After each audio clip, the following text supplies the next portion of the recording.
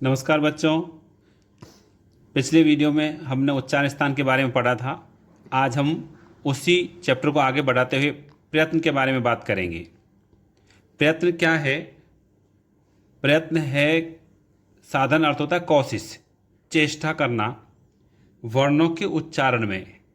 यहाँ पर हम स्पेशल रूप से पढ़ रहे हैं कि वर्णों के उच्चारण में जो चेष्टा करनी पड़ती है उसे प्रयत्न कहते हैं। यानी कि हम जो वर्णों का जो उच्चारण करते हैं, जिन वर्णों को हम बोलते हैं, उसे हमको एक कोशिश करनी पड़ती है, उसे हम प्रयत्न कहते हैं। ये प्रयत्न दो प्रकार के होते हैं, आभ्यंतर प्रयत्न और बाह्य प्रयत्न। आभ्यंतर से मतलब होता है अंदर और बाह्य से मतलब बाह्य। आभ्यंतर में क्या होता है कि जो हमारे मुख के अंदर हमें जो मुख के अंदर जो अवयव हैं, हमारे मुंह के अंदर जो पार्ट्स हैं, उनके द्वारा किया गया यत्न आभ्यंतर प्रयत्न कहलाता है। अर्थात मुख के भीतरी अवयवों द्वारा किया गया यत्न मतलब कोशिश आभ्यंतर प्रयत्न कहलाता है। मुख के अंदर जो हमारे पार्ट्स हैं, जीभ है, दांत है, मूर्धा है, तालु है, कंठ है, जीभ है, तो ये इनके द्वारा जब हम किसी वर्ण को उच्चारण करते हैं, जो कोशिश की जाती है, उसे हम आभ्यंतर प्रयत्न कहते हैं। आभ्यंतर प्रयत्न 5 प्रकार का होता है और इस आभ्यंतर प्रयत्न में जो 5 प्रकार हैं, स्पृष्ट, ईषत स्पृष्ट, विवृत, ईषत विवृत, संवृत। अब हम एक एक के बारे में विस्तार से अध्ययन करेंगे। पहला है स्पृष्ट। स्पृष्ट इसकी परिभाषा है कि उच्चारण के समय जीभ द्वारा मुख के अंदर विभिन्न उच्चारण स्थानों का किया गया स्पर्श। स्पृष्ट का मतलब होता है स्पर्श, यानी कि हमारी जीभ किस प्रकार से मुंह के अंदर कहाँ पर स्पर्श करते हुए किसी वर्ण को बोल रही है, तो उसे स्पृष्ट कहते हैं।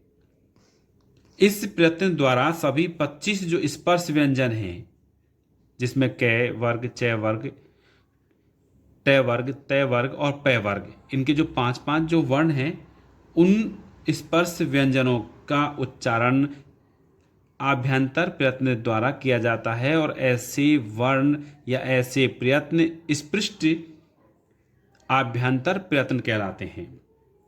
5 वर्गों के अक्षरों का स्पृष्ट प्रयत्न होता है। तो 5 वर्गों के क, च, ट, त, प, तो इनके जो वर्गों के जो अक्षर हैं, इनको हम स्पृष्ट प्रयत्न कहते हैं।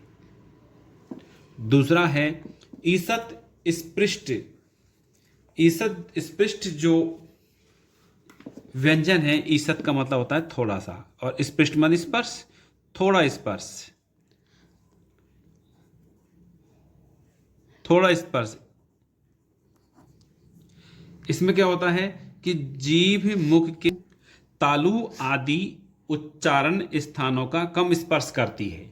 इसमें क्या होता है, जो जीभ होती है ना, वह जो हमारा जो मुख है उसके अंदर तालु आदि जो उच्चारण स्थानों का कम स्पर्श करती है, तो इस प्रयत्न को ईषत स्पृष्ट प्रयत्न कहा जाता है। इसमें जो वर्ण हैं, अंतस्थ व्यंजन वर्णों के बारे में आपने सुना होगा। वो वर्ण य, रे, ल और व हैं। इन वर्णों का प्रयत्न जो होता है वह ईषत स्पृष्ट प्रयत्न होता है। इसमें ऐसे हो सकता है, प्रश्न ऐसे पूछा जा सकता है आपसे एग्जाम में कि ईषत स्पृष्ट प्रयत्न किन वर्णों का होता है, तो हमें इसका उत्तर देना होगा कि जो अंतस्थ व्यंजन जो वर्ण है य, रे, ल, व, उनका प्रयत्न ईषत स्पृष्ट होता है। फिर नेक्स्ट है विवृत। विवृत का मतलब होता है खुलना, खुलना। खुलने का मतलब यहां पर है कि उच्चारण करते समय हमारा कंठ खुला रहता है। विवृत का मतलब हो गया कंठ का खुले रहना। जब विभिन्न उच्चारणों में कंठ विवर, विवर से विवृत बन गया, विवर खुला रहता है, तो इस प्रयत्न को विवृत प्रयत्न कहा जाता है। और जितने भी स्वर वर्ण हैं उनका विवृत प्रयत्न होता है। स्वर ए, आ, ई, उ, इसमें हमारा कंठ खुला रहता है, तो इसलिए ये विवृत वर्ण कहलाते हैं। ईषत विवृत का मतलब है थोड़ा खुलना। जैसे ईषत् स्पृष्ट, ऐसे ही ईषद विवृत है, जिसका मतलब थोड़ा खुलना, थोड़ा खुलना।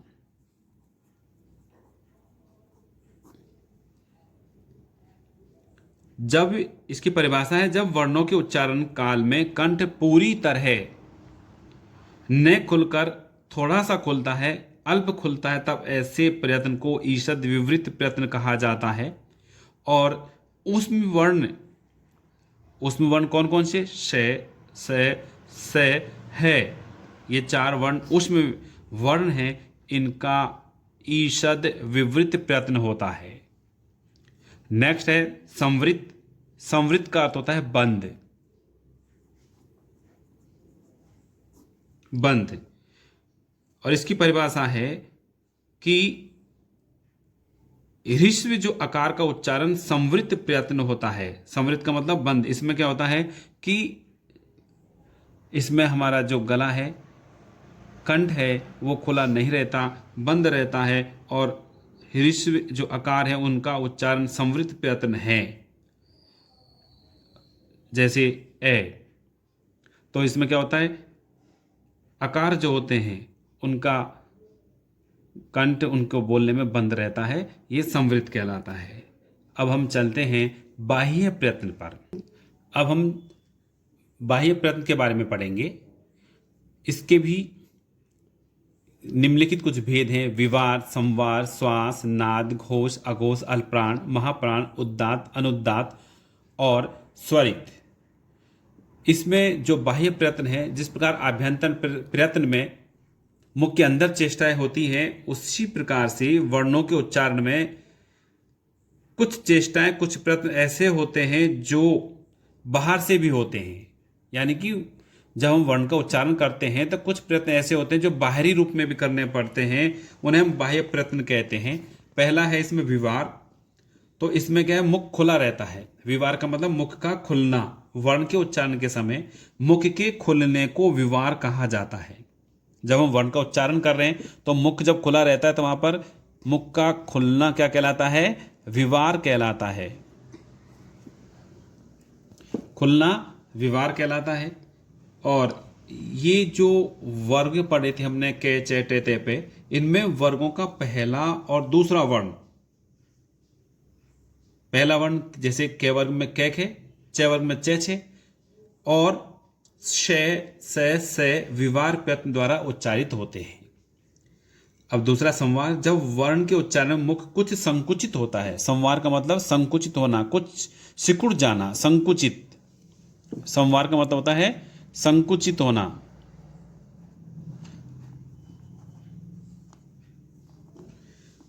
तब ऐसे प्रयत्न को संवार प्रयत्न कहा जाता है। इसके अंतर्गत सभी वर्गों के, सभी वर्ग का मतलब आप वर्ग आपको समझने होंगे, कै वर्ग, चे वर्ग, टे वर्ग, ते वर्ग, पे वर्ग, तो उनका तीसरा, चौथा और पांचवा वर्ग, और अंतस्थ व्यंजन, अंतस्थ व्यंजन आपको बताए गए थे अभी,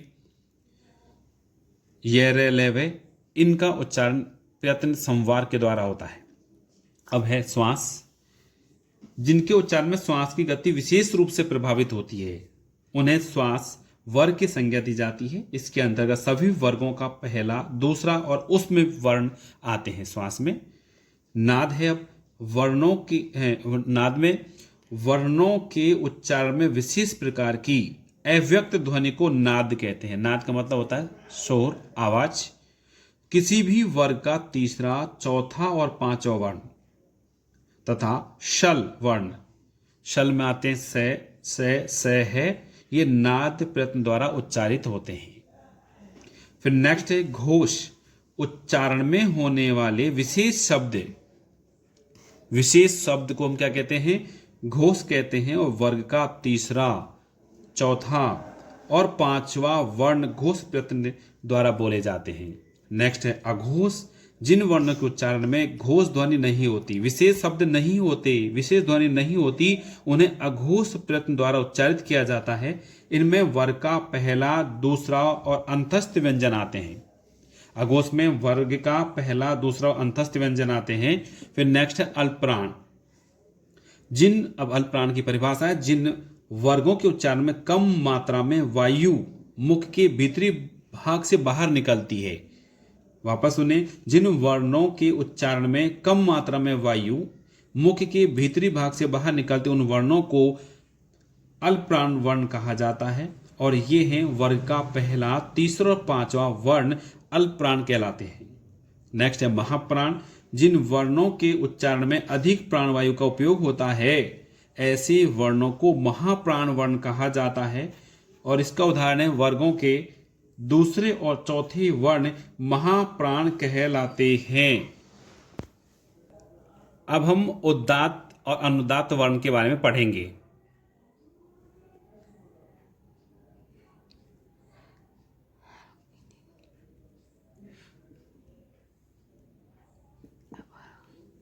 उदात्त वर्ण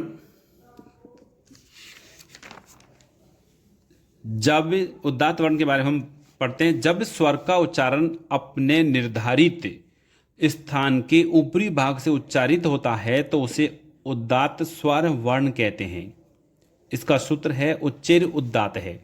तो इसमें कहना चाहते हैं कि स्वर का उच्चारण अपने निर्धारित स्थान, जहां से उसे बोला जाना है स्वर को, वहां से न बोलकर उसके ऊपरी भाग से उसे उच्चारण जब हम करते हैं तो उसे उदात्त स्वर वर्ण कहते हैं। ये स्वरों में काम आता है। फिर है अनुदात्त। जिन स्वरों का उच्चारण अपने निर्धारित स्थान से निचले भाग से उच्चारित होता है, यानी कि जहां से करना है वहां से न करके उसका उच्चारण नीचे के वाले भाग से किया जाता है, तो ये सब कहाँ होता है? मुख के अंदर होता है, तो उसे अनुदात्त स्वर वर्ण कहते हैं। इसका फॉर्मूला है निचेर अनुदात्त है।